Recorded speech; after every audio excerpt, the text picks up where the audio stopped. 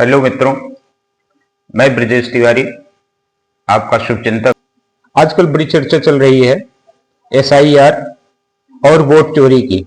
Vote किसी का नहीं है, जब पड़ जाता है तो जो गिनती में आती है वो वोट उसका होता है और वोट चोरी जैसा कोई मुद्दा होना नहीं चाहिए। हालांकि अभी हाल में हरियाणा का जो जिक्र किया है उसमें सोनीपत में बड़े अखबारों ने और बड़े मीडिया समूह के ऐप ने यह भी किया है कि कुछ लोगों को कैमरे पर ला करके कहा है कि उनके वोट चोरी हुए हैं और वो पिछले विधानसभा में वोट दिए थे लोकसभा में, और विधानसभा में उनका वोट काट दिया गया, वो कांग्रेसी हैं। तो इसकी भी जांच होनी चाहिए कि आखिरकार जो लोकसभा में वोटर था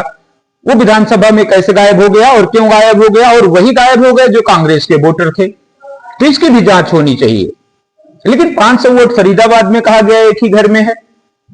और वो सारे के सारे सामने आ गए कि नहीं हमारे 500 हमारा घर है, हमारे किराएदार हैं, हाँ हमारे 500 हैं। तो इसे कैसे साबित किया जाएगा? मिला जुला करके ये है कि जो गलत है उसकी सही तरीके से जांच हो और उस पर कार्रवाई होनी चाहिए। फिलहाल आते हैं बिहार चुनाव से यह व्यवस्था शुरू हुई और वहां से 68 लाख से ज्यादा नाम हटा दिए गए, जिसे ये बताया गया है कि इसमें ऐसे भी लोग थे घुसपैठिए जो हैं और ऐसे भी हैं जो मर गए या शिफ्ट हो गए, लेकिन उनका नाम लंबे समय से चला आ रहा था। फेज 2 के तहत फिलहाल एसआईआर तमिलनाडु, केरल, पश्चिम बंगाल, उत्तर प्रदेश, मध्य प्रदेश, राजस्थान, छत्तीसगढ़, गोवा, गुजरात, पुडुचेरी, अंडमान और निकोबार द्वीप समूह और लक्षद्वीप के 51 करोड़ वोटर शामिल होंगे। मतलब इन 9 राज्यों और 3 केंद्र शासित प्रदेशों में 51 करोड़ वोटर को शामिल करके एसआईआर में शामिल किया जा रहा है, जिन्हें यह साबित करना होगा कि वो भारतीय हैं और यह कोई गलत नहीं है। इसके लिए व्यवस्थित तरीके से अपने को बना के रखना चाहिए और जो नियम सरकार ने बनाए हैं उसके तहत जवाब देना चाहिए। इसके लिए 9 दिसंबर मतलब जो ड्राफ्ट 2 के तहत एसआईआर की जा रही है, यह एसआईआर 4 नवंबर से शुरू हुआ है और 4 दिसंबर तक चलेगा। इलेक्शन कमीशन 9 दिसंबर को ड्राफ्ट इलेक्टोरल जारी करेगा और फाइनल इलेक्टोरल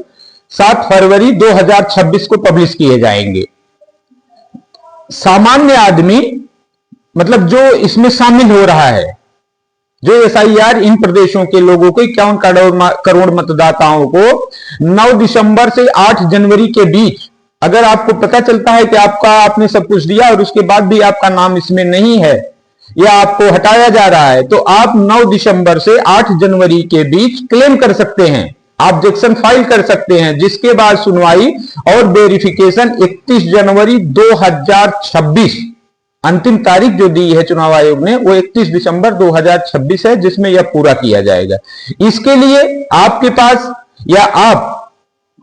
किसी भी central government, state government, public sector undertaking के रेगुलर कर्मचारी, पेंशनर को जारी किया गया कोई भी identity card, pension payment order दिखा सकते हैं। 1/7/1987 से पहले भारत में सरकार या स्थानीय अधिकारियों, बैंकों, पोस्ट ऑफिस, एलआईसी, पीएसयूज यानी कि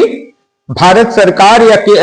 राज्य सरकार के अधीनस्थ कार्य करने वाली संस्था द्वारा जारी किया गया आइडेंटिटी कार्ड या सर्टिफिकेट डॉक्यूमेंट दे सकते हैं। सक्षम अधिकारी द्वारा किया गया जन्म प्रमाण पत्र, जारी किया गया जन्म प्रमाण पत्र, पासपोर्ट, मान्यता प्राप्त बोर्ड, यूनिवर्सिटी द्वारा जारी किया गया मैट्रिकुलेशन का प्रमाण पत्र, शैक्षणिक सक्षम राज्य प्राधिकारी द्वारा जारी किया गया स्थायी निवास प्रमाण पत्र, वन अधिकार प्रमाण पत्र, सक्षम प्राधिकारी द्वारा जारी किया गया ओबीसी, एससी, एसटी या कोई भी जाति प्रमाण पत्र, नेशनल रजिस्टर ऑफ सिटीजन्स, राज्य स्थानीय अधिकारियों द्वारा तैयार किया गया परिवार रजिस्टर, सरकार द्वारा कोई भी भूमि या मकान आवंटन प्रमाण पत्र यानी कि रजिस्ट्री जैसा या किसी सरकार द्वारा कुछ आपको दिया गया हो, राज्य स्थानीय अधिकारियों द्वारा तैयार किया गया परिवार रजिस्टर, सरकार द्वारा कोई भी भूमि या मकान आवंटन प्रमाण पत्र, बीपीएल प्लॉट या कोई भी ईडब्ल्यूएस का प्लॉट, 1/7/25 के संदर्भ में बिहार एसआईआर की मतदाता सूची का अंश, आधार कार्ड भी है, लेकिन केवल पहचान के प्रमाण के रूप में है। यह नागरिकता के प्रमाण के रूप में आधार कार्ड स्वीकार नहीं किया जाएगा। इसलिए आप ये सभी डॉक्यूमेंट्स जुटाएं और भागीदार बने।